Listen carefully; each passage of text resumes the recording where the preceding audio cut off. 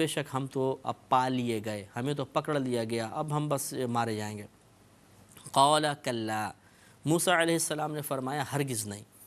دیکھیں جس کو وعدہ خداوندی پر اعتماد ہوتا ہے وہ گھبراتا نہیں ہے، کیونکہ اللہ کا وعدہ تھا کہ نجات دی جائے گی، فرعون کو غرق کیا جائے گا، لہٰذا موسیٰ علیہ السلام نے بالکل مطمئن ہو کر اور مستقبل کی خبر دی، ہرگز نہیں، ہمیں نہیں پایا جائے گا، ہمیں نہیں پکڑا جائے گا، یہ ہم پر غالب نہیں آئیں گے۔ یہ مستقبل کی خبر ہے، اور نبی کا کام ہی یہ ہوتا ہے کہ وہ اللہ تعالیٰ کی عطا سے مستقبل کی خبریں لوگوں کو پہنچاتا ہے۔ اس کا ایک کام یہ بھی ہوتا ہے کہ وہ خبریں دیتا ہے، مستقبل کی پیشن گوئیاں دیتا ہے، بشارتیں عطا فرماتا ہے۔ لہٰذا موسیٰ علیہ السلام نے مستقبل کی خبر دی اور فرمایا کہ ایسا ہرگز نہیں ہوگا۔ ان معی ربی سیہدین، بے شک میرے ساتھ میرا رب ہے، ان قریب وہ ہمیں راہ نجات عطا فرمائے گا۔ فَأَوْحَيْنَا إِلَى مُوسَىٰ، تو ہم نے موسیٰ علیہ السلام کی طرف وحی کی، أَنِ اضْرِب بِعَصَاكَ الْبَحْرَ، کہ دریا پر اپنا عصا ماریے۔ اب موسیٰ علیہ السلام کو ایک معجزے کے اظہار کا حکم ہوا۔ بہت وسیع چوڑا دریا ہے، اور اس کے اندر اب سامنے دریا کہ اگر پورا بنی اسرائیل اتر جائیں تو سب غرق ہو جائیں، فرعون بھی پورا اپنی قوم سمیت اتر جائے، تو اتنا چوڑا پارٹ تھا اس دریا کا کہ پار کرنا دریا کو بہت ہی مشکل تھا، اور روانی بہت، جتنا چوڑا دریا اتنا پانی کا ریلا زیادہ، اور جتنا ریلا زیادہ اتنا اس کا پریشر زیادہ ہوتا ہے کہ آدمی اس میں ٹک نہیں سکتا ہے، اور اس پہ کوئی پل وغیرہ بھی نہیں تھا کہ اس پہ سے فوراً پار ہو جاتے۔ لہٰذا اللہ تعالیٰ نے پھر اس معجزے کے اظہار کا حکم دیا، فَأَوْحَيْنَا إِلَى مُوسَىٰ أَنِ اضْرِب بِعَصَاكَ الْبَحْرَ، تو ہم نے وحی کی موسیٰ علیہ السلام کی طرف کہ آپ ماریے اپنے عصا کے ساتھ دریا کو۔ اب آپ نے مارا، جب مارا تو اللہ نے فرمایا فَانْفَلَقَ فَكَانَ كُلُّ فِرْقٍ كَالطَّوْدِ الْعَظِيمِ، تو جب ہی دریا پھٹ گیا تو ہر حصہ ایسا ہو گیا جیسے ایک بڑا پہاڑ، یعنی یوں ہو گیا کہ جیسی موسیٰ علیہ السلام نے عصا مارا ایک دم شگاف پڑ گیا، اور یوں پانی اٹھنے لگا اور واپس گرتا تھا، تو اتنا اونچا پانی اٹھتا تھا جیسے ایک بڑا پہاڑ، یوں جیسے دیکھ رہے تھے بنی اسرائیل، اتنا اونچا پہاڑ، اور اب حکم ہوا اس کے درمیان سے گزر جائیے۔ اب یہ کتنا، یعنی آپ اندازہ کریں کیسا ایک عجیب خوفناک منظر ہوگا کہ دونوں جانب پانی، اور وہ اتنا اونچا جیسے پہاڑوں تک اونچا، یوں پریشر سے، چونکہ پانی ادھر سے آ رہا تھا ادھر جا رہا ہے حالانکہ، لیکن یہ پانی بھی ایسا نہیں کہ چلا گیا یہ حصہ خشک ہو گیا، بلکہ وہ دونوں طرف کا پانی اس طرح یوں گرتا تھا۔ تو اب یہ بیچ سے گزر رہے تھے، اور یہ خوف کہ کبھی بھی یہ پانی مل سکتا ہے، ملا نہیں تو ہم مر جائیں گے، لیکن موسیٰ علیہ السلام نے اپنی قوم کو حکم دیا اللہ کے حکم سے کہ اس میں سے نکل جائیں۔ چنانچہ فَانْفَلَقَ فَكَانَ كُلُّ فِرْقٍ كَالطَّوْدِ الْعَظِيمِ، تو جب ہی وہ اچانک دریا پھٹ گیا تو ہر ایک حصہ اس دریا کا ایسا ہو گیا جیسے ایک بہت بڑا پہاڑ۔ وَأَزْلَفْنَا ثَمَّ الْآخَرِينَ، اور وہاں قریب لائے ہم دوسروں کو، یعنی جو دوسرے فرعونی تھے انہیں قریب لے آئے اس کے، اور یہاں سے موسیٰ علیہ السلام آگے نکلے۔ اب صورت یہ تھی کہ چونکہ بہت چوڑا پارٹ تھا تو پورے بنی اسرائیلی اس طرف جب قریب پہنچ گئے کنارے کے تو فرعون پہنچا، اور یہ اس نے بھی دریا کے اندر یعنی اس راستے میں اپنے گھوڑے وغیرہ ڈال دیے، یہاں تک کہ پورے بنی اسرائیلی نکل گئے، اور اس دریا کی چوڑائی میں فرعون اور اس کی قوم مکمل طور پر آ گئی۔ تو اللہ نے آگے ارشاد فرمایا وَأَنْجَيْنَا مُوسَىٰ وَمَن مَّعَهُ أَجْمَعِينَ، اور نجات دے دی ہم نے موسیٰ کو اور جو آپ کے ساتھ تھے تمام کو، سب کو نجات عطا فرما دی۔ ثُمَّ أَغْرَقْنَا الْآخَرِينَ، پھر ہم نے دوسروں کو غرق کر دیا۔ فرعون غرق ہو گیا، پانی دونوں پارٹ مل گئے، اور یہ سب کے سب ہلاک ہو گئے۔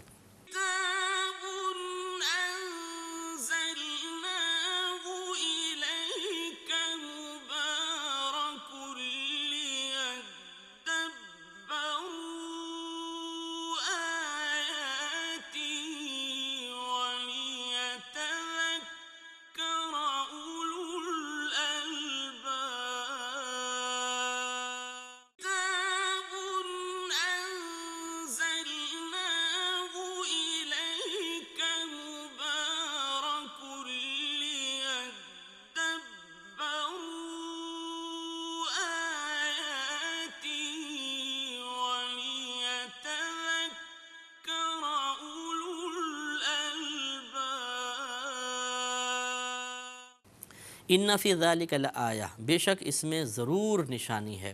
ضرور ایک نشانی ہے، ذرا غور کرنا چاہیے۔ وہ نشانی یہ ہے کہ انسان بظاہر کتنا ہی کمزور کیوں نہ ہو، جب وہ حق پر ہوتا ہے تو اللہ تبارک و تعالی ضرور اسے باطل پر غلبہ عطا فرماتا ہے۔ لیکن یہ ضروری نہیں ہے کہ باطل پر وہ غلبہ فوراً ظاہر ہو جائے، بلکہ بعض اوقات میں نے جیسے پہلے عرض کیا تھا، اس میں سالوں لگتے ہیں۔ اگر کوئی ظالم ہم پر مسلط ہو گیا تو آہستہ آہستہ ایک وقت ضرور ایسا آئے گا، حالات ایسے بدلتے جائیں گے کہ وہ ظالم مغلوب ہوگا اور مظلوم جو حق پر ہے وہ غالب آتا چلا جائے گا۔ ایسے ہی ان کے ساتھ ہوا، تو اس میں ایک نشانی ہے۔ لہٰذا ہر غالب کو، ہر طاقتور کو چاہیے کہ وہ اپنے مغلوب ہونے اور اپنے کمزور ہونے کو پیش نظر رکھے، کہ کبھی بھی اللہ تعالیٰ ناراض ہو سکتا ہے، ہم سے نعمت کو چھین سکتا ہے، ہمیں کمزور کرنے پر وہ قدرت رکھتا ہے۔ لہٰذا اس قسم کی کوئی حرکت نہیں کرنی چاہیے، یعنی اللہ کی نافرمانی، ظلم اور کسی کو دبانا، کسی کی کمزوری سے ناجائز فائدہ اٹھانا، اگر یہ امور جاری رہیں گے تو ایک وقت آئے گا کہ اللہ تعالیٰ اس انسان کو مغلوب کرے گا، اور پھر جب اللہ تعالیٰ مغلوب کر دیتا ہے تو انسان اس کے غضب سے بچ جائے، یہ بہت ہی مشکل ہوتا ہے۔ وَمَا كَانَ أَكْثَرُهُم مُؤْمِنِينَ، اور ان میں سے اکثر مسلمان نہیں تھے، یعنی فرعونیوں میں سے جو تھے اکثر مسلمان نہیں تھے۔ فرعون میں سے صرف 3 لوگ جو تھے فرعونیوں میں سے وہ ایمان لائے تھے۔ ایک تو فرعون کی زوجہ بی بی آسیہ رضی اللہ تعالی عنہا، دوسرے حزقیل تھے، یہ ان کا چچا زاد بھائی تھا فرعون کا، یہ اپنا مسلمان ہو گئے تھے لیکن ایمان چھپا کر رکھتے تھے، اور تیسری خاتون تھی جن کا نام مریم تھا، اور انہی خاتون نے موسیٰ علیہ السلام کو بتایا تھا کہ یوسف علیہ السلام کی قبر مبارکہ کہاں ہے۔ تو یہ 3 افراد ایسے تھے جو ایمان لے کر آئے تھے، باقی تمام فرعونی غرق ہو گئے تھے۔ وَإِنَّ رَبَّكَ لَهُوَ الْعَزِيزُ الرَّحِيمُ، اور بے شک تمہارا رب وہی غالب مہربان ہے، غالب بھی وہی رہتا ہے، مہربان بھی وہی ہے۔ وَاتْلُ عَلَيْهِمْ نَبَأَ إِبْرَاهِيمَ، اب یہاں سے اللہ نے فرمایا کہ اور اے حبیب کریم صلی اللہ علیہ وسلم آپ تلاوت فرمائیے ان پر ابراہیم کی خبر، ابراہیم کی خبر ان کو پڑھ کر سنائیے۔ آگے جو واقعہ چلے گا وہ ابراہیم علیہ السلام کا ہے، تو یہاں تک موسیٰ علیہ السلام کا واقعہ اللہ نے بیان فرمایا، اور اس واقعے سے ہمیں یہ درس حاصل ہوتا ہے کہ موسیٰ علیہ السلام اللہ کی عطا سے تبلیغ دین کے لیے ایک ظالم ترین شخص کے پاس گئے، لیکن آپ نے اللہ کا حکم پورا کیا، حق کی طرف اس کو بلایا، لیکن وہ نہ مانا۔ تو اللہ تبارک و تعالی ہمیشہ کوئی ظالم ہو، جابر ہو، فاسق ہو، گناہ گار ہو، اس کے لیے ہدایت کے تمام تر اسباب پیدا فرما دیتا ہے، اس تک پہنچا دیتا ہے، اس تک اس کی رسائی کروا دیتا ہے۔ اب یہ الگ بات ہے کہ آدمی اپنی شامت اعمال کی بنا پر ان سے کما حق فیض حاصل نہ کر سکے، ان سے ہدایت حاصل نہ کرے، یہی فرعون نے کی۔ لہٰذا ہمیں ایک تو یہ سوچنا چاہیے کہ ہمارے پاس بھی ہدایت کے بہت سے ذرائع اور اسباب آتے ہیں، لیکن ہم انہیں ٹھکرا دیتے ہیں۔ مثلا آپ کسی کو نماز کی دعوت دیجئے کہ آئیے جی نماز کی طرف، تو جواب میں بولتے ہیں جی توفیق ہوگی تو انشاءاللہ اللہ کی توفیق ہوگی تو ضرور آئیں گے۔ اب ان بیچاروں کو توفیق الہی کا مطلب بھی نہیں پتہ ہوتا۔ توفیق الہی کا تو مطلب ہی یہ ہے کہ بھلائی اور خیر کے اسباب کو کسی کی طرف متوجہ کر دینا، یہی اللہ کی توفیق ہے۔ تو یہ ایک آدمی جو آپ کے پاس آیا، یہ ایک بھلائی اور خیر تک پہنچانے کا ایک سبب اور ذریعہ ہے، تو یہی تو اللہ کی توفیق تھی جو آپ تک پہنچ گئی تھی۔ یہ خیر اور بھلائی کے اسباب کو آپ کی طرف متوجہ کرنا، اسی کا نام توفیق تھا۔ اب کون سی توفیق آپ مانگ رہے ہیں؟ تو وہ شاید ہمارے ذہن میں کہ اگر یہ ہے تو غلط ہی ہے کہ ایک فرشتہ آئے گا، میں اٹھا کے مسجد کے اندر رکھ دے گا، ایسا تو کبھی بھی نہیں ہوا۔ تو یہ اصل میں بعض اوقات یوں ہوتا ہے کہ ہیلے ہوتے ہیں، بہانے ہوتے ہیں، اور اس طرح ہم ہدایت اور اللہ تبارک و تعالیٰ کی بارگاہ میں قرب کی منازل طے کروانے والے ذرائع کو ٹھکرا دیتے ہیں، فراموش کر دیتے ہیں، اور اس کا نقصان پھر دنیا اور آخرت میں بہت دفعہ دیکھنا پڑتا ہے، ظاہر ہو جاتا ہے۔ لہذا یہ اللہ تبارک و تعالی نے اس واقعے میں ہمیں سمجھایا ہے، یہ اس سے ہمیں درس حاصل ہوتا ہے کہ جب ہدایت کے اسباب آئیں تو اس کو ٹھکرانا نہیں چاہیے، چاہے کتنی ہی طاقت کیوں نہ ہو، کتنی اللہ کی نعمتیں ہمارے پاس کیوں نہ ہو۔ ان وقتی نعمتوں، آسائشوں، قوت اور مناسب کو دیکھ کر اللہ کی ہدایت سے منہ موڑنا یہ بہت ہی غلط ہے۔ کبھی بھی آپ سے تمام چیزیں چھن سکتی ہیں، اس وقت اگر ہدایت بھی پاس نہیں ہوگی تو پھر ہلاکت ہی ہلاکت ہے۔ دوسرا، جسے ہم پہلے بھی عرض کر چکے ہیں کہ تبلیغ دین کرنے والے کو ہمت بالکل نہیں ہارنی چاہیے۔ حق پر قائم رہنے والے کو سامنے والے کی وقتی کامیابی دیکھ کر، یعنی سامنے والا جو باطل ہے، باطل پر قائم ہے، اس کی وقتی کامیابی کو دیکھ کر ہمت نہیں ہارنی چاہیے، اللہ تعالیٰ سے بدگمان نہیں ہونا چاہیے، غلبہ آپ ہی کا ہوگا۔ اللہ تعالیٰ ایسے شخص کو فوقیت عطا فرماتا ہی ہے، دنیا میں بھی ظاہر ہو جاتا ہے، نہیں تو آخرت میں تو انشاءاللہ ہے ہی ہے۔ تو یہ سوچنا کہ جی اللہ تعالیٰ دیکھیں باطل تو تقویت پاتا جا رہا ہے اور ہم حق پر ہیں، ہم دبتے چلے جا رہے ہیں، تو یہ ہماری آزمائش ہے۔ ایک وقت ضرور ایسا آئے گا کہ حق غالب ہوگا اور باطل دبے گا۔ اب یہ جو ابراہیم علیہ السلام کا واقعہ ہے، یہ پہلے بھی آپ کی خدمت میں پچھلی صورتوں میں بیان ہو چکا ہے کہ ابراہیم علیہ السلام کا چچا آزر جو تھا وہ ایمان لے کر نہیں آیا تھا اور آپ کی قوم بھی بت پرستی کی طرف مائل تھی۔ تو اللہ نے ابراہیم علیہ السلام کو تبلیغ کا حکم فرمایا اور آپ نے ان کو تبلیغ دین فرمائی، باقاعدہ مکالمے ہوئے اور بہت ہی توجہ طلب مکالمے ہیں۔ اذ قال لابیہ، جب ابراہیم علیہ السلام نے اپنے والد سے کہا، اب ان کا اطلاق جو ہے باپ پر بھی ہوتا ہے اور چچا پر بھی عرب کے اندر ہوتا ہے، اور مفسرین یہی فرماتے ہیں کہ یہاں حقیقی والد مراد نہ لیا جائے بلکہ چچا مراد لیا جائے۔ اور اس کی ایک بڑی وجہ یہ ہے کہ نبی کریم صلی اللہ علیہ وسلم نے ارشاد فرمایا کہ اللہ تبارک و تعالی نے میرے نور کو ہمیشہ پاک پشتوں سے، پاک کمروں سے، کمر یعنی جو ہماری پشت ہوتی ہے، اس سے پاک رحموں میں منتقل فرمایا ہے۔ پاک پشتوں سے پاک رحموں میں ہمیشہ سرکار فرماتے ہیں اللہ نے میرے نور کو اس طرح منتقل کیا ہے۔ تو اس سے یہ معلوم ہوا کہ کبھی بھی نبی کریم صلی اللہ علیہ وسلم کے آباء و اجداد میں کوئی فاسق، فاجر، زانی اور اسی طریقے سے کوئی کافر انشاءاللہ نہیں ہوگا، کیونکہ یہ اس سے مطلب یہ کہ باقاعدہ ایک دلیل پکڑی گئی ہے، اور اسی لیے یہاں پر یہ تعویل کی گئی کہ اگر ابراہیم علیہ السلام جو نبی کریم صلی اللہ علیہ وسلم کے جد امجد ہیں، اگر ان کے والد کافر ہوتے تو پھر یہ کہ نبی کریم کے جو سلسلہ نسب ہے اس میں ایک کافر کا نام بھی ہوتا، اور پھر یہ حدیث صحیح نہ ہو پاتی، جو کہ مستند ترین صحیح ترین حدیث ہے، تو گویا کہ پھر ایک ناپاک پشت سے نور منتقل ہو کے کسی پاک رحم میں آیا، یہ ثابت ہوتا۔ تو اس لیے یہاں پر ابن سے مراد چچا لیا جائے گا، آپ کے یہ چچا تھے آزر، ان کا آزر اس کا نام تھا۔ اس قول لابیہ، جب کہا ابراہیم علیہ السلام نے اپنے چچا کے لیے، وقومہ، اور اپنی قوم سے، ما تعبدون، تم کیا پوچھتے ہو، تم کس چیز کی عبادت کرتے ہو؟ قالوا، انہوں نے کہا، نعبد اصناما، ہم بتوں کو پوجتے ہیں، فنظل لها عاکفین، پھر اس کے سامنے ہم چوکڑی مار کے بیٹھ جاتے ہیں، یعنی اعتکاف کر کے ٹھہر جاتے ہیں، جو گویا کہ جیسے بت کے سامنے بیٹھ جانا، آنکھیں بند کر کے اپنے پیروں پہ ہاتھ رکھ کے، اس طرح ہم ادب سے بیٹھ جاتے ہیں۔ اب ابراہیم علیہ السلام نے ایک ان کو عقلی طور پر دلیل دے کے سمجھایا کہ یہ آپ کا فعل جو ہے یہ مناسب نہیں ہے، ایک صاحب عقل، صاحب ذی شعور شخص جو ہے وہ آسانی سے فیصلہ کر سکتا ہے۔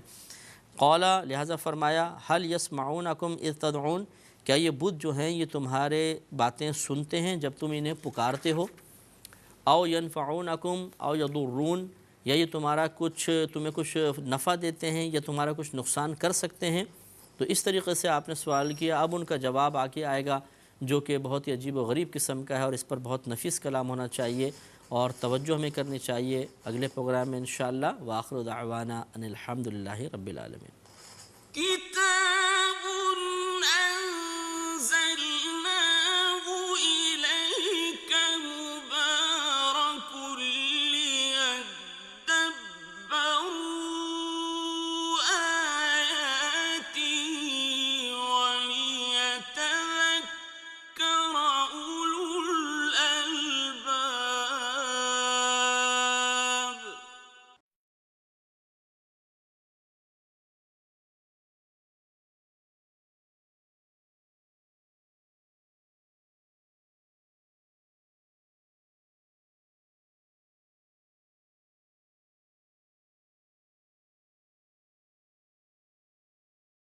كتاب أنزلناه إليك مبارك ليدبروا آياته وليتذكر أولو الألباب۔ الحمدللہ رب العالمین، والصلاة والسلام علی سید الانبیاء والمرسلین، اما بعد فاعوذ باللہ من الشیطان الرجیم بسم اللہ الرحمن الرحیم۔ سورۃ الشعراء چل رہی تھی اور اس کی تقریباً 73 آیات کی تفسیر مکمل ہوئی تھی۔ 73ویں آیت میں ابراہیم علیہ السلام نے جب اپنی قوم سے پوچھا کہ تم کس کی عبادت کرتے ہو، حالانکہ آپ جانتے تھے کہ بتوں کی عبادت کرتے ہیں، لیکن یہ ایک سلسلہ گفتگو شروع کرنے کا ایک طریقہ ہوتا ہے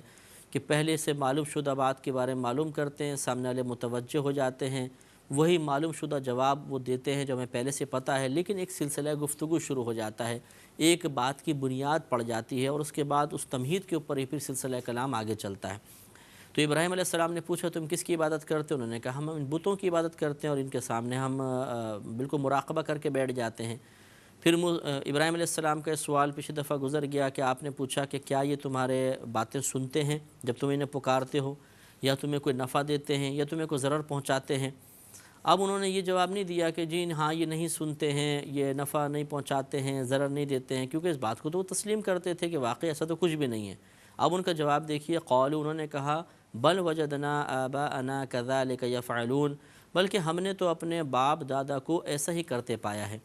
یعنی ہم یہ مانتے نہ یہ سنتے ہیں، نہ نفع پہنچاتے ہیں، نہ ضرر پہنچا سکتے ہیں، اس میں کسی چیز کے مالک نہیں، لیکن ہم نے اپنے آباء و اجداد کو ایسے ہی کرتے دیکھا تو اس وجہ سے ہم ایسا کر رہے ہیں۔ قال،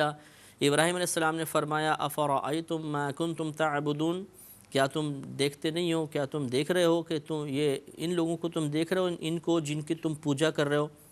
انتم و آباؤکم الاقدمون، تم بھی اور تمہارے جو اگلے باپ دادا جس کی پوجا کر رہے ہیں، کیا تم نے ان کو دیکھا ہے؟ یعنی دیکھنے سے مراد کیا تم نے ان پہ کبھی توجہ کی ہے، کبھی ان کے بارے میں سوچا ہے تم کیا کر رہے ہو، کس کی عبادت کر رہے ہو، جو اپنے خود وجود میں تمہارے محتاج، تم چاہو بگاڑ دو، چاہے بنا دو، چاہے کچھ بھی ان میں تصرف کرو، وہ نہ تمہارے نفع کے مالک نہ ضرر کے مالک، تم یہ تسلیم کرتے ہو کہ کائنات یہ انہوں نے نہیں بنائی، کائنات کا نظام یہ نہیں چلا رہے، تو پھر کیوں ان کی عبادت کرتے ہو؟ اس رب کی عبادت کرو جو یہ تمام کام کر رہا ہے، کہ وہ نفع کا مالک بھی ہے، ضرر کا مالک بھی ہے، وہ اس نے کائنات کو بنایا، کائنات کا نظام وہی چلا رہا ہے، وہ زندہ کرتا ہے، مارتا ہے، وغیرہ وغیرہ، جتنے تصرفات ہیں وہ اللہ تعالیٰ فرما رہا ہے، تو اس کی پھر عبادت کرنی چاہیے۔ تو یہ ایک سوچ دی آپ نے، ایک فکر دی۔ ہوتا ہے بعض اوقات ہم ایک سامنے والے کو ایک سوال کر دیتے ہیں اور اس سوال میں اس کی کئی غلطیوں کی نشاندہی کی گئی ہوتی ہے، جب وہ سوال کا جواب تلاش کرنے کی کوشش کرتا ہے تو ان اغلاط پر بھی وہ مطلع ہو جاتا ہے۔ آگے آپ نے ارشاد فرمایا فَإِنَّهُمْ عَدُوٌّ لِّي إِلَّا رَبَّ الْعَالَمِينَ، کہ بے شک یہ سب جتنے بت ہیں یہ میرے دشمن ہیں سوائے پروردگار عالم کے، یعنی جن کو تم معبود سمجھتے ہو، یہ معبودان باطلہ یہ سب میرے دشمن ہیں، ایک ہی معبود میرا دوست ہے، میں اس کا خلیل ہوں، اور وہ اللہ تبارک و تعالی ہے۔ اب آپ نے اللہ تعالیٰ کے اوصاف، اس کے صفات بیان کرنا شروع فرمائیں، اس کے افعال، ان افعال کا تذکرہ فرمایا کہ جو کائنات میں تصرف کر رہے ہیں، ظہور پذیر ہیں وہ افعال، تاکہ ان کو اندازہ ہو اور یہ اس بات کو تسلیم کریں کہ ہاں جو ذات اتنے کام کر سکتی ہے اسی ذات پر ایمان لانا نافع ہے، اور جو اپنے خود قائم رہنے میں ہمارے محتاج ہیں وہ ہمیں کیا دیں گے، اس لیے ان کی عبادت نہیں کرنی چاہیے۔ لہذا فرمایا الذی خلقنی فہو یہدین، وہ پروردگار عالم جس نے مجھے پیدا کیا تو وہ مجھے راہ دکھائے گا، یعنی وہ رب العالمین اس کی وہ میرا دوست ہے، میں اس کا خلیل ہوں کہ جس نے مجھے پیدا بھی کیا ہے اور مجھے راستہ بھی دکھاتا ہے۔ اس میں رد ہے بتوں کا کہ کیا بتوں نے پیدا کیا؟ نہیں۔ کیا بت راستہ دکھاتے ہیں، کوئی ہدایت دیتے ہیں؟ نہیں۔ تو پھر اس رب کی عبادت کرنی چاہیے جس نے پیدا بھی کیا اور جو راہ بھی دکھاتا ہے۔ والذی ہوا یطعمنی ویسقین، اور وہ رب جو مجھے کھلاتا اور پلاتا ہے۔ اب وہی رد ہے اس میں سب کہ کیا یہ بت کھلاتے پلاتے ہیں؟ نہیں۔ تو پھر ہمارے رب کی عبادت کرنی چاہیے جو ہمیں کھلاتا بھی ہے پلاتا بھی ہے۔ پوری کائنات میں جو پانی کا نظام ہے، رزق کے تقسیم کا نظام ہے، اسی کے دست قدرت میں ہے۔ دیکھیں اللہ تعالیٰ کیسے ہمیں پلاتا ہے۔ سمندر کا پانی وہ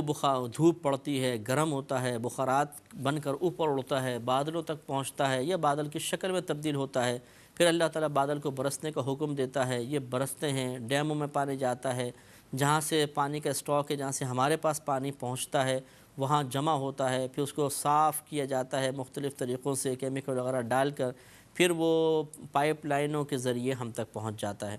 جو پانی آپ پی رہے ہیں، اگر اس پانی کی اصل دیکھی جائے تو آپ کو معلوم ہوگا کہ یہ پانی بہت کبھی کوئی سمندر میں کسی جگہ پر تھا، وہاں سے چل کر ہمارے منہ تک پہنچا۔ اب اس نظام کو آپ دیکھیے کہ وہ سمندر کے اندر جو پانی ہے، اس کا کون کون سا قطرہ کس کس کے پیٹ میں جائے گا، کس ملک میں پہنچے گا، کس شہر میں پہنچے گا، یہ تقسیم کرنا کوئی آسان کام ہے۔ اسی طرح رزق کا نظام ہے۔ آپ کبھی ریل گاڑی میں خصوصاً اگر سفر کر رہے ہوں یا لانگ ڈرائیو پہ آپ جائیں، بسوں کے اندر سفر کر رہے ہوں، آپ کا لمبا سفر ہو، تو کھیت وغیرہ نظر آتے ہیں آپ کو، یا پھلوں کے درخت ہوتے ہیں، آموں کے باغ ہیں۔ کبھی آپ نے غور کیا کہ ایک آم کے درخت پر ہی آپ غور کریں کہ اس میں جتنے آم لگے ہوئے ہیں، یہ آم کس کس کے پاس جائیں گے؟ اب اسی پہ غور کر لیں، دکانوں پہ جو آم وغیرہ ہوتے ہیں یا سبزیاں جو ہوتی ہیں، کہاں اگیں، کیسے آئیں، یہاں تک پہنچی۔ اب ایک جیسے مثلاً گوبھی رکھی ہوئی ہے، ایک گوبھی کوئی خرید کے لے گیا، دوسرا کوئی لے گیا، تیسری کوئی لے گیا، تو کہاں یہ اگی ہوئی تھی، کہاں سے چلی، کہاں تک پہنچی، اور پھر کس کس کے پیٹ میں گئی؟ تو یہ پہلے سے اللہ نے لکھا ہوا یقینی سی بات ہے کہ یہ وہاں اگے گی، وہاں پہنچے گی اور اس کے پیٹ میں جائے گی۔ تو اگر ہمیں پہلے سے ہی یہ بتا دیا جائے، مثلا ہم ایک کھیت میں موجود ہیں، اس میں چاول اگا ہوا ہے، اور ہمیں کہا جائے کہ دیکھو چاول کے جو یہ والے دانے ہیں نا، وہ فلاں شہر میں رہنے والے شخص کے پیٹ میں جائیں گے، یہ والے دانوں کا اتنا جو حصہ ہے یہ فلاں کے پیٹ میں جائے گا، تو عقل حیران رہ جائے گی۔ اور ہم کبھی یہ صحیح طریقے سے پلاننگ اور تصور منصوبہ بندی کر ہی نہیں سکیں گے کہ کیسے یہ چاول کیسے اس تک پہنچے گا، یعنی تصور میں بھی بات صحیح طریقے سے نہیں آ سکتی ہے کہ کیسے یہ کٹے گا، چاول کی فصل کٹے گی، پھر اس سے چاول جدا کیے جائیں گے، پھر بوریوں میں بھرے جائیں گے، پھر کہاں یہ پہنچیں گے، کس طرح وہ لوگ خریدیں گے، کس کس کے پیٹ میں چاول پہنچے گا، ہماری عقل تھک جائے گی۔ لیکن اللہ تبارک و تعالیٰ پوری کائنات میں ایسا تصرف روزانہ اور بغیر تھکے کر رہا ہے، تو پھر ایسی ہی ذات پر ایمان لانا چاہیے، ایسی ہی ذات کے دامن رحمت سے وابستہ ہو جانا چاہیے۔ تو آپ نے ارشاد فرمایا کہ والذی ہوا یطعمنی ویسقین، اور وہی ذات ہے جو مجھے کھلاتی ہے اور پلاتی ہے۔ وَإِذَا مَرِضْتُ فَهُوَ يَشْفِينِ، اور جب میں بیمار ہوتا ہوں تو وہی مجھے شفا دیتا ہے۔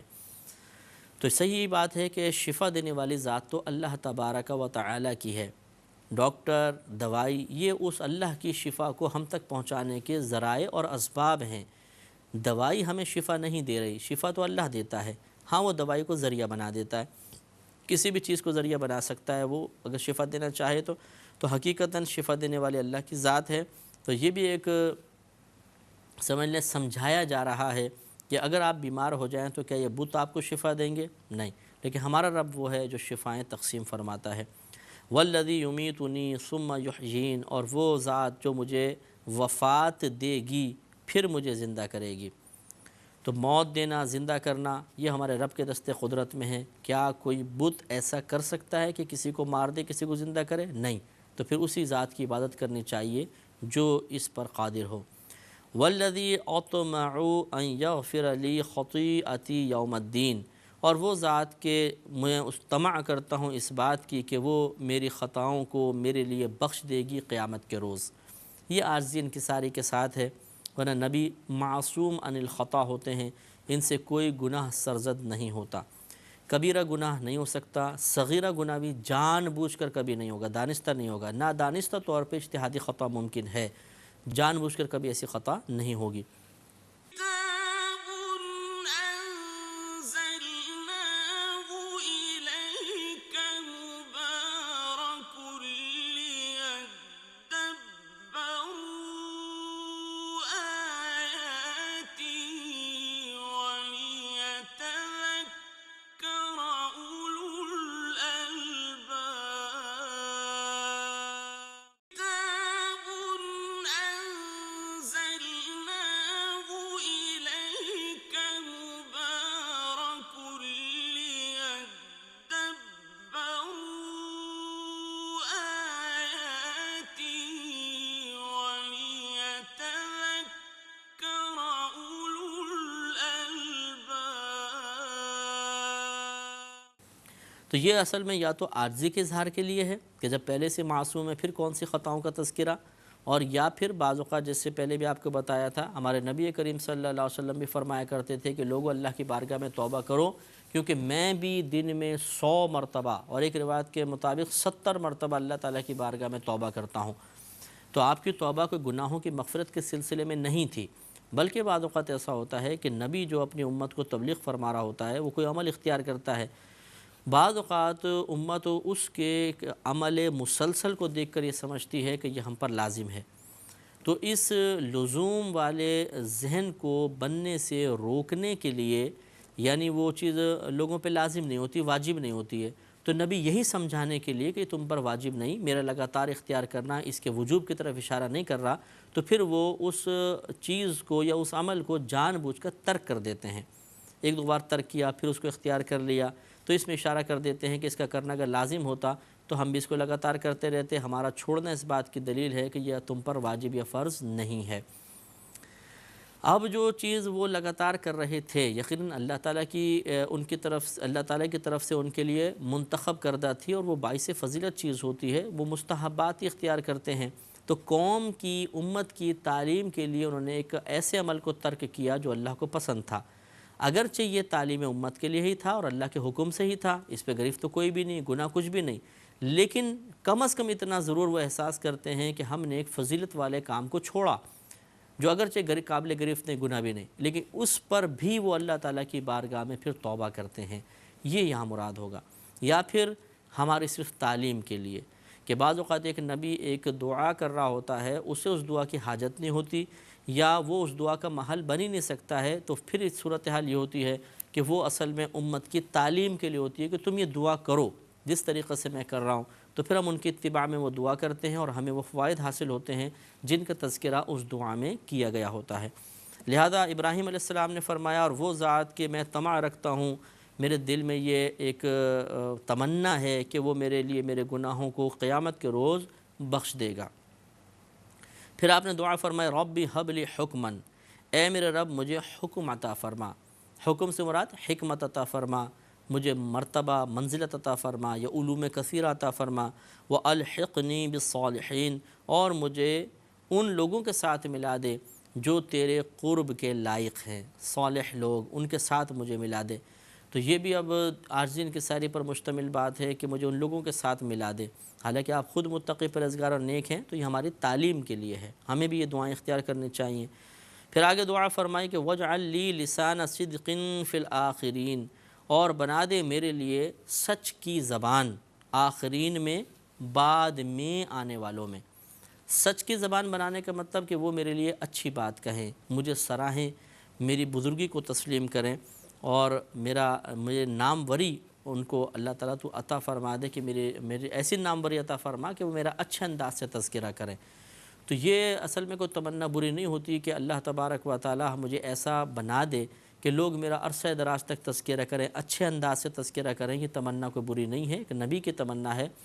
اور آپ کی دعا یقیناً مقبول ہوئی۔ اور آج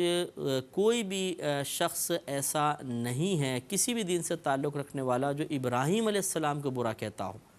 کوئی نہیں کہے گا، یہودی دیکھ لیں، عیسائی دیکھ لیں، حتیٰ کہ ہندو حضرات آپ دیکھ لیجئے، سب کے سب جہاں پر بھی، یعنی ہندو حضرات براہ راست تو ابراہیم علیہ السلام کا تذکرہ نہیں کریں گے، لیکن ان کی کتابوں کا اگر آپ مطالعہ کریں تو کڑی مل ہی جاتی ہے ابراہیم علیہ السلام تک۔ بہرحال کوئی بھی ابراہیم علیہ السلام کو برا نہیں کہا کرتا تھا، یہاں تک کہ جو نبی کریم کے دور میں کفار و مشرکین تھے یہ تک ابراہیم علیہ السلام کا تذکرہ ادب کے ساتھ کرتے تھے۔ یہ اللہ نے آپ کی دعا مقبول فرمائی۔ پھر آپ نے مزید دعا کی کہ وَاجْعَلْنِي مِنْ وَرَثَةِ جَنَّةِ النَّعِيمِ، اور اے میرے رب مجھے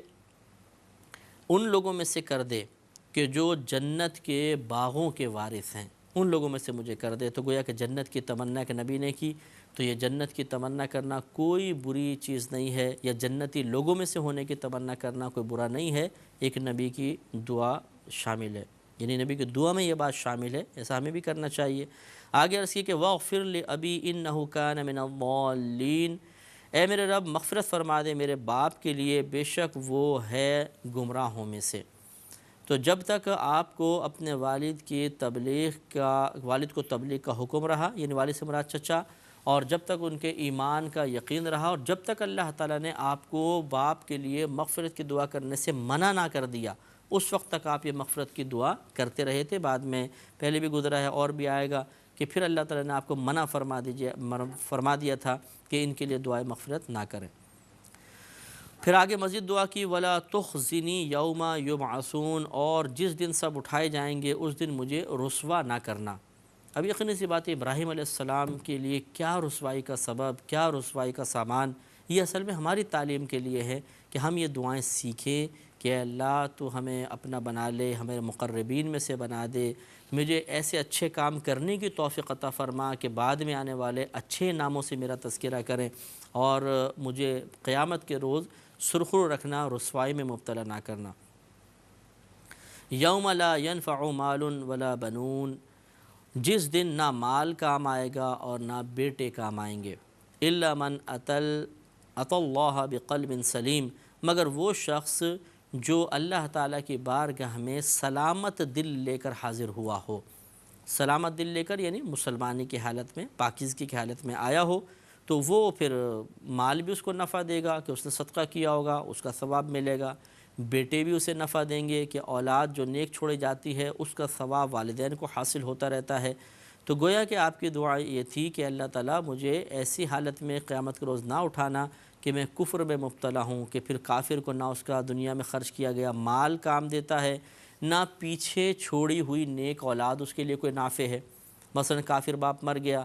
نیکی کا کام کرنے والی کافر اولاد چھوڑی تو کافر کا تو عمل بیکار، اس کو کچھ فائدہ نہیں، اور بالفرض اگر اس کی اولاد مسلمان ہو جاتی ہے اور ساری زندگی حالت اسلام میں گزارتی ہے، پھر بھی اس کافر کے لیے اولاد کا کوئی نفع نہیں، کیونکہ جب آدمی کفر کی حالت میں دنیا سے رخصت ہوتا ہے تو اولاد چاہے کتنی ہی نیک کیوں نہ ہو اس کا فائدہ پھر والدین کو نہیں ہوتا۔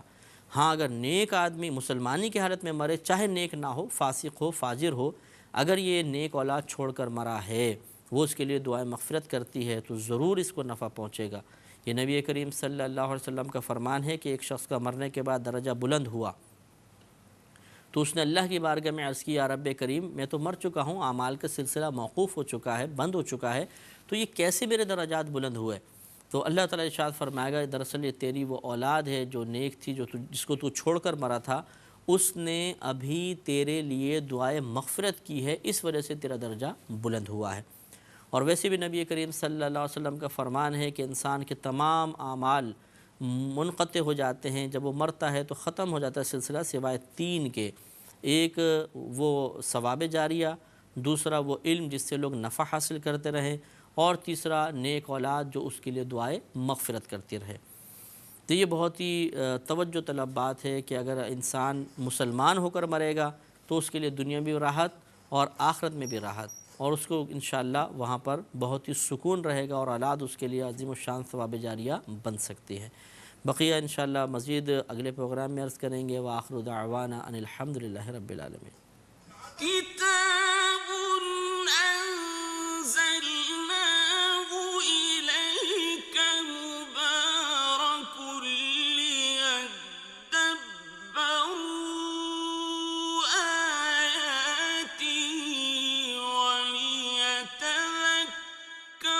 أولو الألباب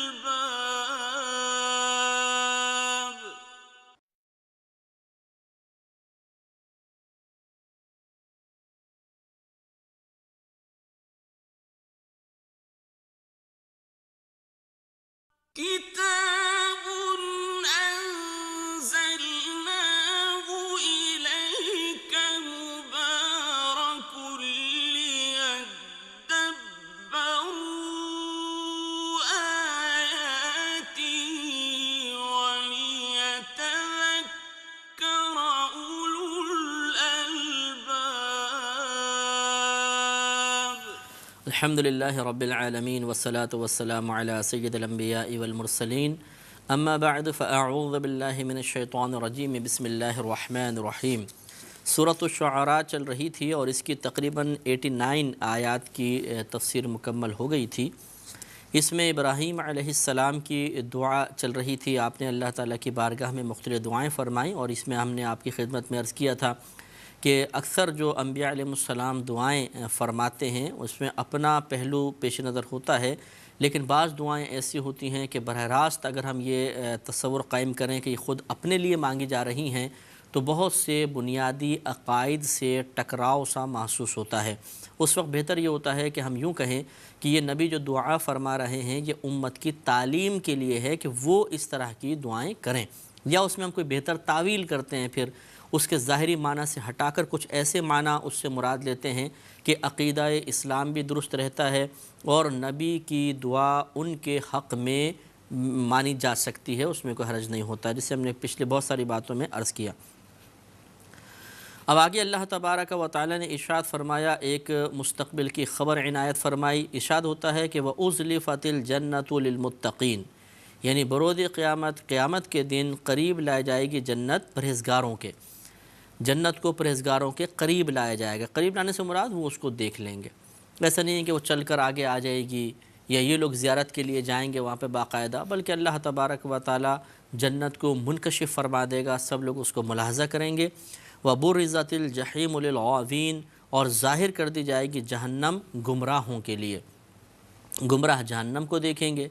انہیں وہ نظر آئے گی، اور نیکوں کو جنت دکھائی جائے گی۔ لیکن ایسا نہیں ہے کہ گمراہ جنت کو نہیں دیکھ سکتے اور جو نیک ہیں وہ جہنم کو نہیں دیکھ سکتے، مطلب ان کو بطور انعام اور انہیں بطور سزا دکھائی جائے گی کہ دیکھو یہ جہنم ہے، انہیں دکھایا جائے گا یہ جنت ہے، یہ تمہارا ٹھکانہ ہے، یہ تمہارا ٹھکانہ ہے۔ تو اس سے جنتیوں کو بہت زیادہ خوشی محسوس ہوگی، اور جو دوزخی ہوں گے وہ بہت زیادہ غم میں مبتلا ہو جائیں گے۔ اور پھر خوشی اور حسرت کو بڑھانے کے لیے مخالف چیزیں دکھائی جائیں گی۔ جنتیوں کی خوشی بڑھانے کے لیے جہنم دکھائی جائے گی اور کہا جائے گا کہ دیکھو اگر تم نیک اعمال نہ کرتے تو یہ تمہارا ٹھکانہ ہوتا۔ اس وقت ان کی خوشی میں بہت زیادہ اضافہ ہو جائے گا۔ اور کفار کی حسرت کو بڑھانے کے لیے جنت دکھائی جائے گی اور کہا جائے گا کہ اب تم اس سے محروم ہو، اب تم ہمیشہ ہمیشہ جہنم میں رہو گے۔ تو یہ احساس محرومی انہیں شدید اذیت اور تکلیف میں مبتلا کر دے گا۔ وَقِيلَ لَهُمْ، اور ان کفار سے کہا جائے گا اَيْنَمَا كُنْتُمْ تَعْبُدُونَ، کہ وہ کہاں گئے جن کو تم پوچھتے تھے، یعنی جن کو تم اپنا مددگار سمجھتے تھے، جن سے تم منتیں مانتے تھے، جن کے تم سامنے اعتکاف کر کے دھرنا دے کے بیٹھ جایا کرتے تھے، مراقبے کیا کرتے تھے، آنکھیں بند کر کے بیٹھے ہوتے تھے، آج وہ کہاں ہیں بتاؤ؟ اب ان سے نفع مانگو، ان سے تم مدد طلب کرو۔ من دون اللہ، اللہ تعالیٰ کے علاوہ،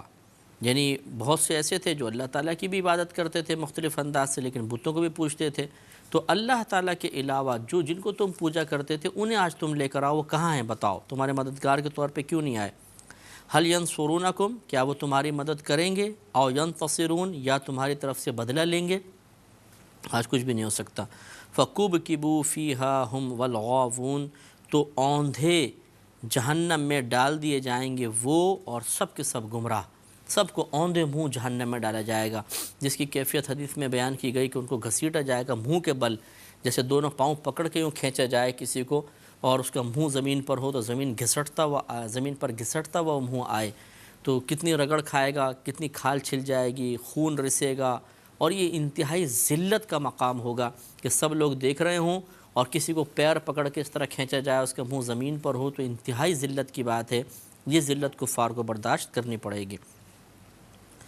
تو فَكُبْكِبُوا فِيهَا، تو اوندھے منہ ڈال دیا جائے گا انہیں اس جہنم میں، ہم انہیں، والغاوون، اور سب گمراہوں کو، وجنود ابلیس اجمعون، اور ابلیس کے تمام لشکروں کو، جتنی ابلیس یعنی جو بڑا شیطان اس کو ہم کہتے ہیں، جو اصل میں حضرت آدم علیہ السلام کو سجدہ کرنے کے سلسلے میں انکار کرنے کی وجہ سے کافر ہوا تھا، وہ اور اس کے تمام لشکر سے مراد تمام اس کی ذریت اولاد بھی ہو سکتی ہے، اور اس سے مراد وہ تمام کفار منافقین جو اس کی، یا مشرکین جو اس کی عبادت کرتے رہے تھے یا اس کی باتوں پہ چلتے رہے تھے، اس کی بات مان کر کفر پر مصر رہے تھے، وہ سب کے سب جہنم میں ڈال دیے جائیں گے۔ قالو، یہ وہاں پر اب یہ اندر جب چلے جائیں گے تو پھر یہ آپس میں بولیں گے، وہم فیہا یختصمون، اس حال میں کہ یہ کفار اس جہنم میں جھگڑ رہے ہوں گے، یعنی جھگڑا کرتے ہوئے اب یہ جہنم میں ڈال دے گا، اب آپس میں جھگڑا کریں گے اور بلند آواز سے چلائیں گے، چیخیں گے، تاللہ ان کنا لفی ضلال مبین، خدا کی قسم بے شک ہم کھلی گمراہی میں تھے، یعنی اس دنیا کے اندر ہم بہت واضح گمراہی کے اندر تھے، کیوں ہمیں سمجھ میں نہیں آیا؟ ایک واضح سی بات کہ ایک ایسی چیز کہ جس کو ہم نے خود اپنے ہاتھوں سے بنایا، خود ہم اسے بگاڑ بھی دیتے تھے، سنوار دیتے تھے، جو مکھی بھی نہیں اڑا سکتا تھا، ہمیں نفع نہیں پہنچاتا تھا، ضرر نہیں پہنچاتا تھا، ہماری عقلوں کو کیا ہو گیا تھا؟ ہم نے کیوں یہ نہیں جانا کہ اس کی عبادت بہتر نہیں بلکہ اس ذات کی بہتر ہے جو تمام عالم میں تصرف فرما رہی ہے؟ ہمیں سمجھایا گیا، ہم نے نہ مانا، اب یہ جہنم میں جا کر پچھتائیں گے اور آپس میں اس طرح جھگڑ کر کہہ رہے ہوں گے اذ نسویکم برب العالمین، جب کہ تمہیں رب العالمین کے برابر ٹھہراتے تھے. یعنی اب یہ اندر چلے جائیں گے تو اب یہ بت بھی جہنم میں ڈالے جائیں گے، یاد رکھیے. تو پھر یہ جا کے کفار کہیں گے کہ بہت ہم کھلی گمراہی میں تھے جب کہ ہم تمہیں اللہ تعالیٰ کے برابر ٹھہرا دیا کرتے تھے. وما اضلنا الا المجرمون، اور ہمیں تو صرف مجرمین نے بہکا دیا تھا، گمراہ کر دیا تھا. تو مجرم سے مراد یہاں پر وہ رہنما ہیں جو لوگوں کو غلط طرف لے کر جاتے ہیں. جو بھی مطلب اسلام کے علاوہ لوگ ہیں جو کافر ہیں، ان کے جو بڑے، یقینی سی بات ہے کہ وہی جو عوام ہے، عوام کو اتنا گہری سوچ حاصل نہیں ہوتی ہے کہ وہ شعور حاصل کر سکیں کیا حق ہے کیا باطل ہے. تو عموماً ہر جگہ ایسا ہی ہوتا ہے کہ کچھ جو مذہبی علامت ہوتی ہیں لوگ ان کے پاس پہنچتے ہیں اور ان سے پوچھا جاتا ہے کہ آپ بتائیے کہ حق کیا ہے، سچ کیا ہے. تو جو اب جس کی آپ اتباع کر رہے ہیں، جیسا اس کا ذہن ہوگا، جو عقائد ہوں گے، جو نظریات ہیں، جن خیالات کا وہ حامل ہے، لازم بات ہے کہ وہی عقیدے وہ بیان کرے گا، وہی خیالات آپ کو دے گا، وہی سوچ اور فکر آپ کو دے گا. تو یہ لوگ پھر گمراہ کر دیا کرتے تھے. یہ اپنے لوگوں کو اس انداز سے بیان کرتے تھے کہ ہم ہی حق پر ہیں، سچ پر ہیں، مذہب اسلام حق سچ پر نہیں ہے.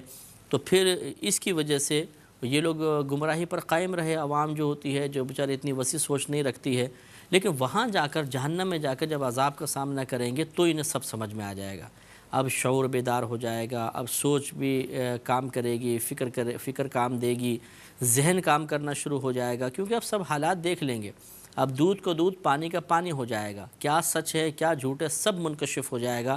لہٰذا یہ برملا کہیں گے وما اضلنا الا المجرمون، اور ہمیں تو صرف مجرمین نے بہکا دیا تھا.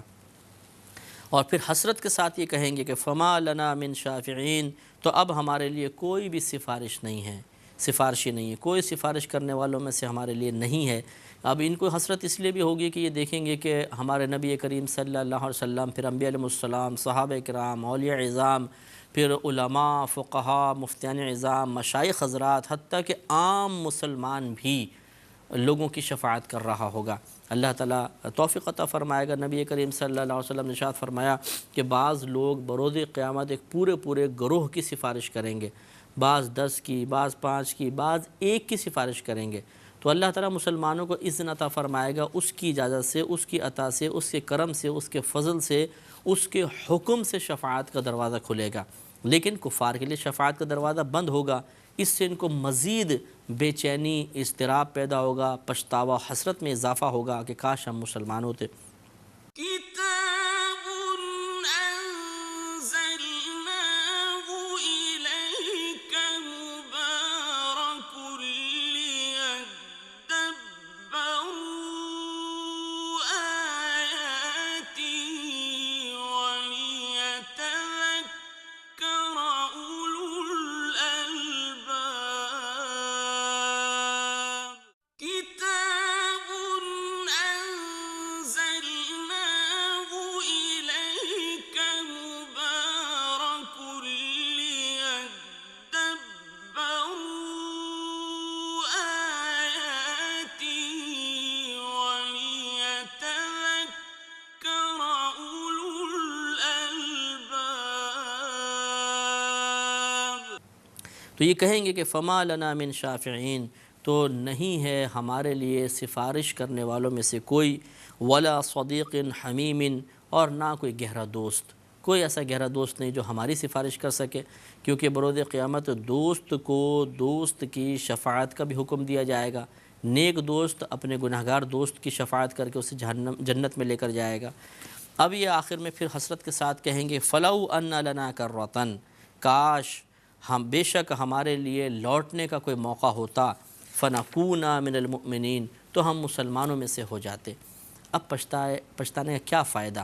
اب یہ وہاں تمنا کریں گے کاش ہمارے لیے کوئی ایسا ہمیں موقع فراہم ہو جاتا، کسی طرح ہم پلٹ کے دنیا میں چلے جاتے اور وہاں سے مسلمان ہو کر واپس آ جاتے، لیکن پھر ان کو یہ موقع نہیں ملے گا۔ تو یہ آیات ہمیں جھنجھوڑ رہی ہیں کہ جب وقت موجود ہوتا ہے اور آدمی اس کی قدر نہیں کرتا اور غلط فیصلے کر لیتا ہے تو بعد میں اسی طرح پچھتانا پڑتا ہے۔ لہٰذا نبی کریم صلی اللہ علیہ وسلم کے فرمان ہمیشہ ذہن میں رکھیے۔ آپ نے ایک صحابی کو نصیحت کرتے ہوئے ارشاد فرمایا کہ جب بھی تو کوئی کام اختیار کرنے لگو تو پہلے اس کے انجام پر غور کر لو، اس کا اختتام کیا ہوگا، انجام کیا ہوگا۔ اگر اچھا ہو تو کر گزرو، اگر برا ہو تو اس کام سے رک جاؤ۔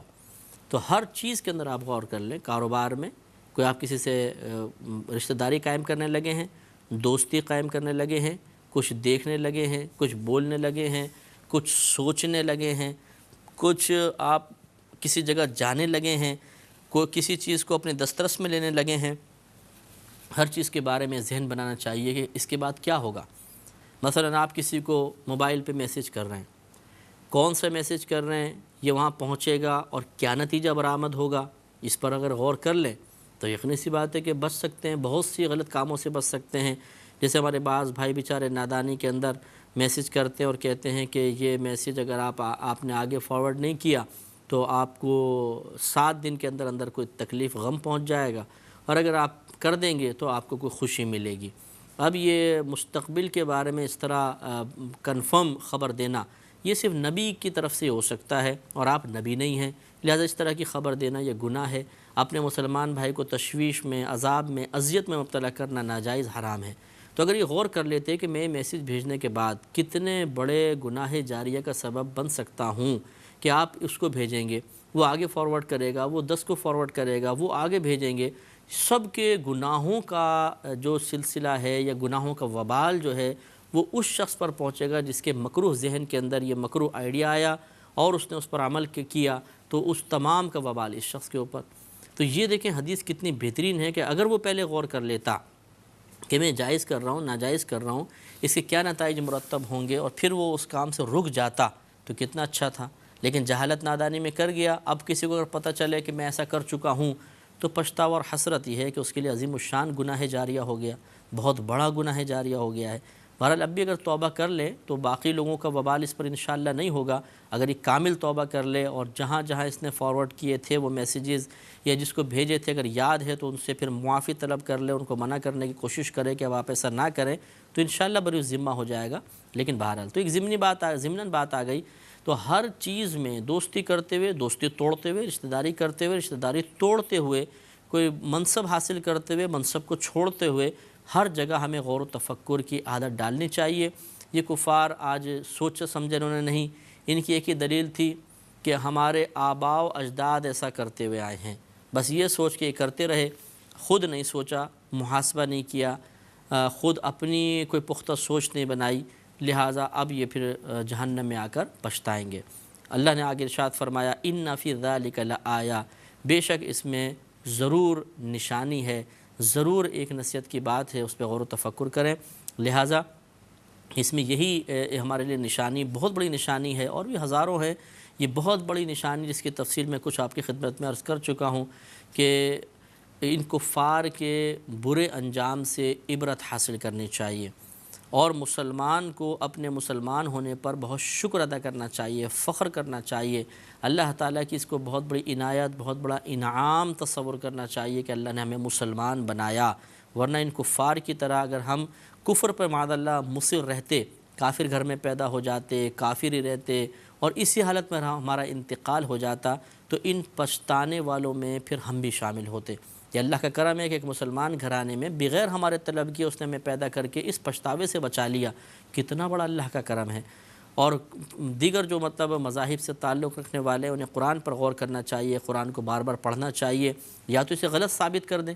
اگر غلط ثابت نہیں کر سکتے اور انشاءاللہ قیامت تک نہیں کر سکتے تو اس کی حق باتوں کو پھر قبول کرنا چاہیے، اسی میں فائدہ ہے، اسی میں بھلا ہے۔ ہم جو یہ باتیں بیان کرتے ہیں، قرآن کی وضاحت کرتے ہیں، کسی پہ تنقید کرنا مقصود نہیں ہوتا، کسی کی تحقیر بیان کرنا مقصود نہیں، کسی کو برا بھلا کہنا ہمارا مقصد نہیں ہے، بلکہ ایک اچھی بات سمجھانا، ایک حق دکھانا، اخروی برے انجام سے ڈرانا اور ایک بہت بڑے فائدے کی طرف بلانا مقصود ہوتا ہے۔ ان اچھے مقاصد کو سامنے رکھ کر ہی تفسیر کی جاتی ہے۔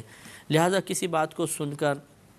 اگر دل آزاری محسوس ہو، کوئی برا محسوس ہونے لگے تو اس کو نظر انداز کرنا چاہیے، اور یہ غور کرنا چاہیے سامنے والا کیا کہہ رہا ہے،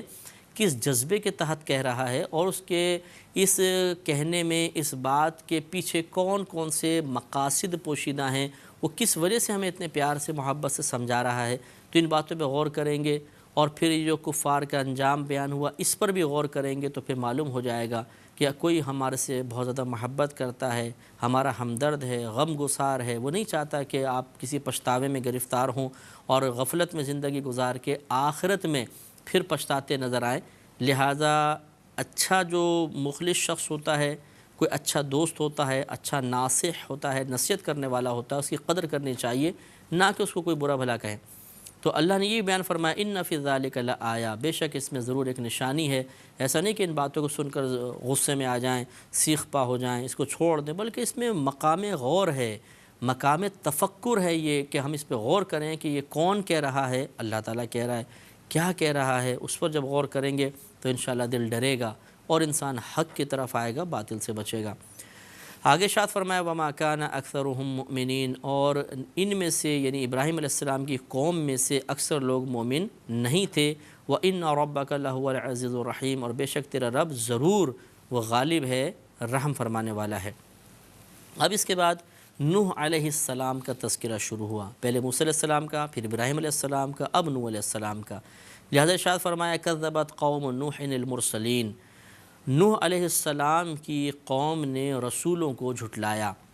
حالانکہ نوح علیہ السلام کی قوم میں صرف نوح علیہ السلام مبعوث فرمائے گئے، تو رسولوں کو جمع کا لفظ کیوں لائے گئے؟ تو اس کی مفسرین نے یہ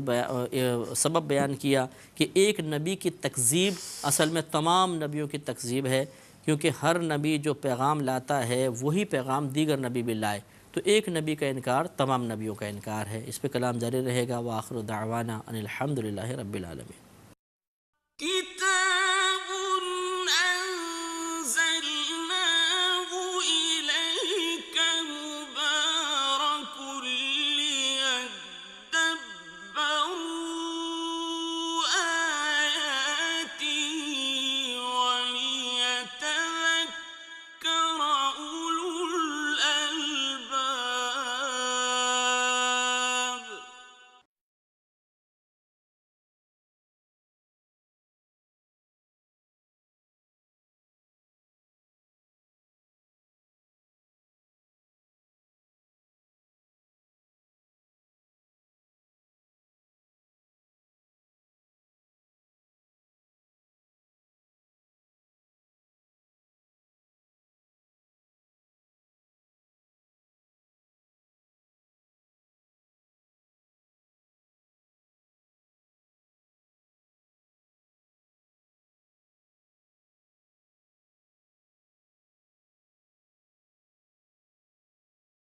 كتاب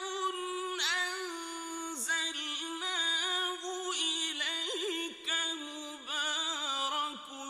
ليدبروا آياته وليتذكر أولو الألباب۔ الحمد للہ رب العالمین والصلاة والسلام علی سید الانبیاء والمرسلین، اما بعد فاعوذ باللہ من الشیطان الرجیم، بسم اللہ الرحمن الرحیم۔ سورۃ الشعراء کی 105 آیات کی تفسیر مکمل ہو گئی تھی، اور موجودہ جو آیات آپ کی خدمت میں عرض کرنا ہم نے شروع کی تھیں، ان میں حضرت نوح علیہ السلام کی تبلیغ کا واقعہ ذکر کیا گیا ہے۔ پیچھے بھی حضرت ابراہیم علیہ السلام اور اس سے ماقبل حضرت موسیٰ علیہ السلام کی تبلیغ کا واقعہ بھی آپ نے سماعت فرمایا۔ تو اس میں اللہ تعالیٰ نے ارشاد فرمایا کہ اذ قال لهم اخوهم نوح لا تتقون، پیچھے بات یہ تھی پچھلی آیت میں 105ویں آیت میں کہ کذبت قوم نوح المرسلین، کہ جھٹلایا نوح کی قوم نے رسولوں کو۔ تو انکار تو انہوں نے حضرت نوح علیہ السلام کا کیا تھا، لیکن جمع کا صیغہ اس لیے لایا گیا کہ ایک رسول کا انکار دراصل تمام رسولوں کا انکار ہے، اس لیے کہ ہر رسول اللہ تعالیٰ کی بارگاہ سے ایک ہی پیغام توحید لے کر آتا ہے کہ اللہ تعالیٰ کی عبادت کرو، اس ایک کی ہی عبادت کرو، اسے اپنا معبود حقیقی تسلیم کرو،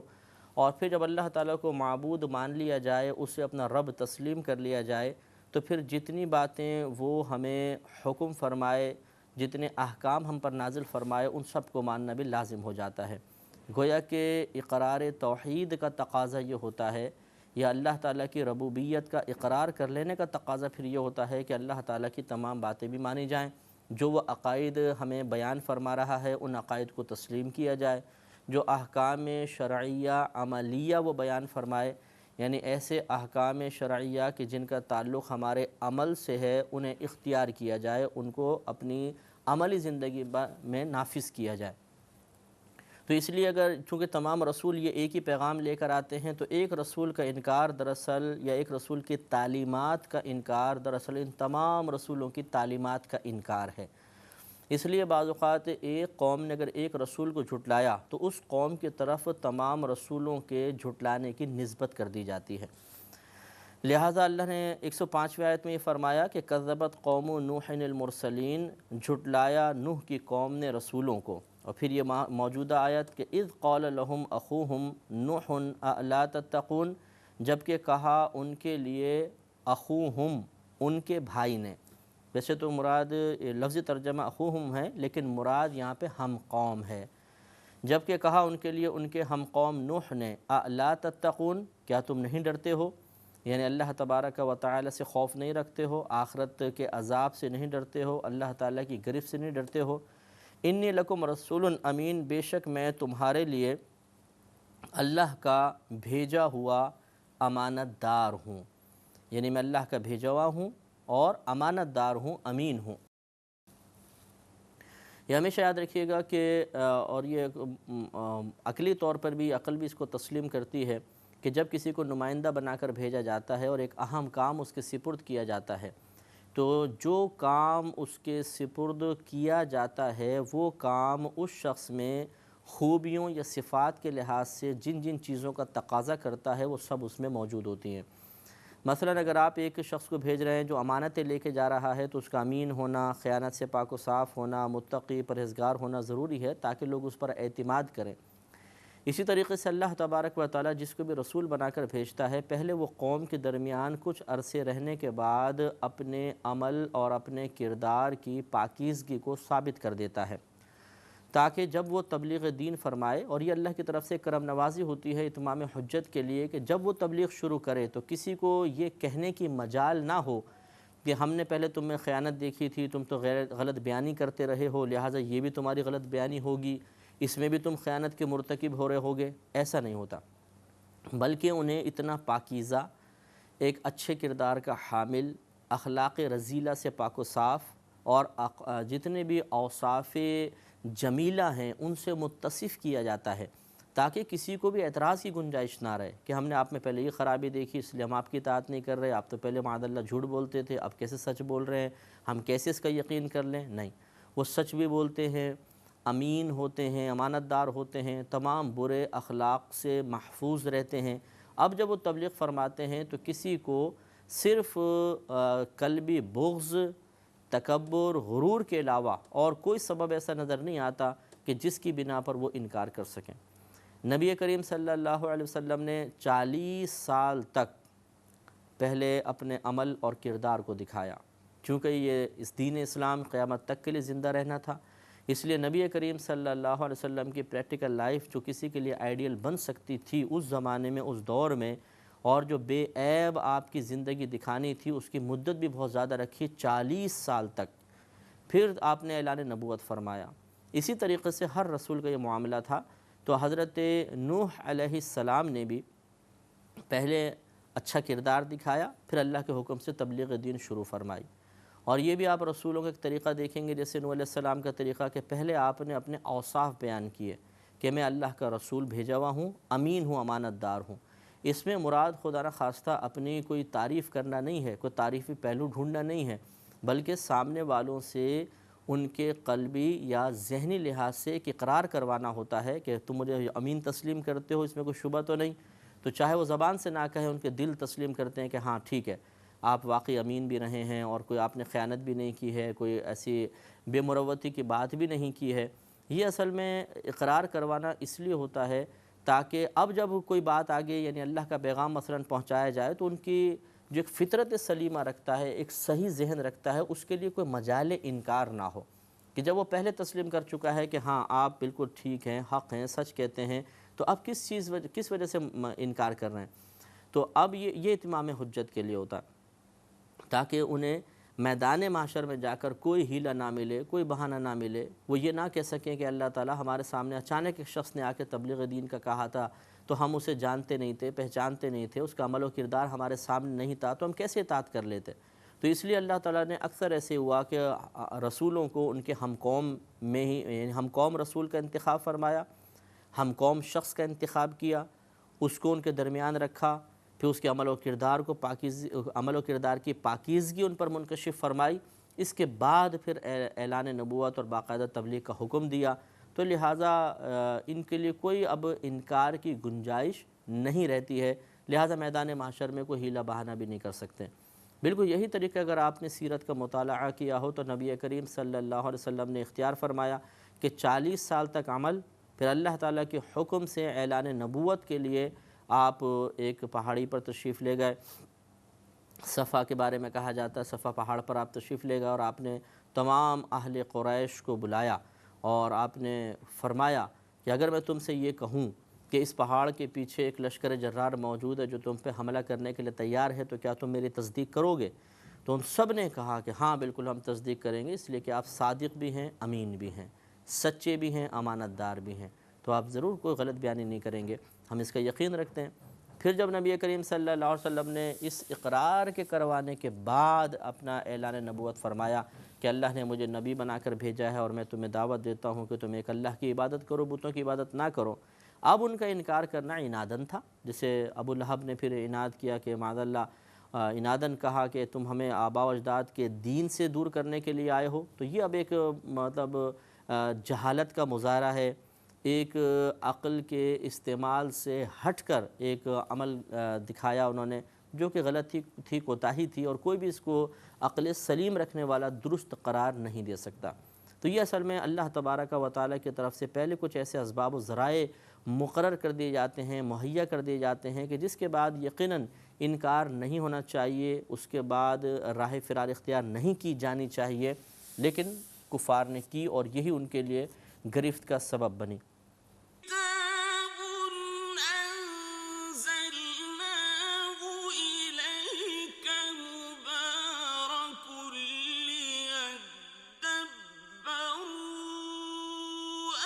آياته وليتذكر أولو الألباب كتاب أنزلناه إليك مبارك ليدبروا آياته وليتذكر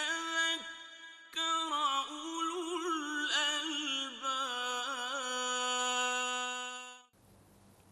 تو یہ آپ نے بیان فرمایا کہ انی لکم رسول امین، بے شک میں تمہارے لیے اللہ کا بھیجا ہوا ایک رسول